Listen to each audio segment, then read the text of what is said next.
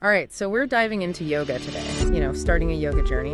And you sent over this really cool beginner's guide. I think it's awesome to pull out like the big things, the tips that'll really help someone starting out. Avoid those common slip-ups and step on the mat, like ready to go with confidence. The thing that stood out to me right away was just how the author really writes from their own experience.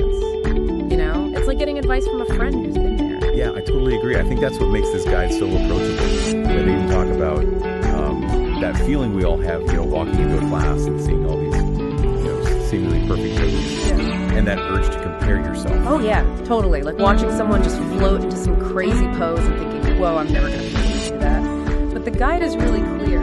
Yoga's not about competition. It's your own journey. Your body's unique. What do you think is the most important thing to remember about that, like the whole comparison thing? Well, I think what's key is that comparison can just kill your confidence.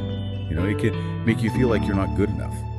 Instead of looking around at everyone else, the author really encourages focusing inward on your own progress. Like how does your body feel today versus a week ago? That's what really matters. That makes a lot of sense. Now, another thing, especially with all the amazing yoga stuff you see online, is that temptation to jump right into those advanced poses, But the guide really stresses the importance of mastering the basics first. Absolutely. It's like anything else.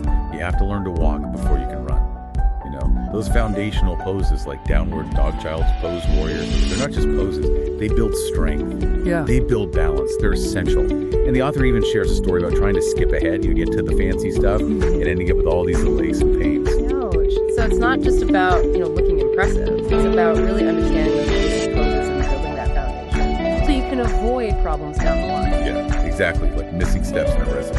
The final dish just won't be the same. Speaking of things that seem obvious but can be tricky, the guide spends a lot of time on breathing and how if you're holding your breath, face all scrunched up, that's a sign you're not doing it right. It's interesting because the author really separates yoga from just stretching. It's the breath that makes it yoga. That's the connection between your mind and body in each pose. And it's not just, breathing in and out. It's that deep, conscious breathing. That's what the guide says help you relax and actually hold the poses better and coordinating your breath with the movements. Inhale to lift, exhale to lower. It's like your breath is guiding you through each movement. That flow of breath and motion is so powerful.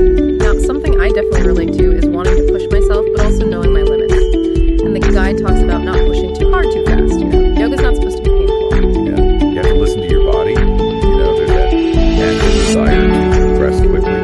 But the author makes a really good point that consistency and patience are way more important. Slow and steady progress is still progress. That's so true. And the marathon is not a sprint. And finally, just that whole thing about making yoga a regular part of your life, it's so easy to let it slide. But the guide suggests short sessions. Big difference. It's important to shifting your mindset. Not seeing yoga as just another workout, but as a way to take care of yourself mentally and physically. And the author really highlights those benefits just build up over time with consistent practice. So as you keep exploring yoga, remember those key takeaways from the guide.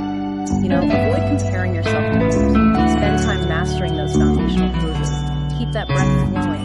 Be patient with yourself and your body. And aim for consistency, even in small doses. And at the end of the day, like the guide says, yoga is about your own personal journey of presence and progress, not about achieving some perfect posture. Now here's something to think about. How can you take those principles of patience and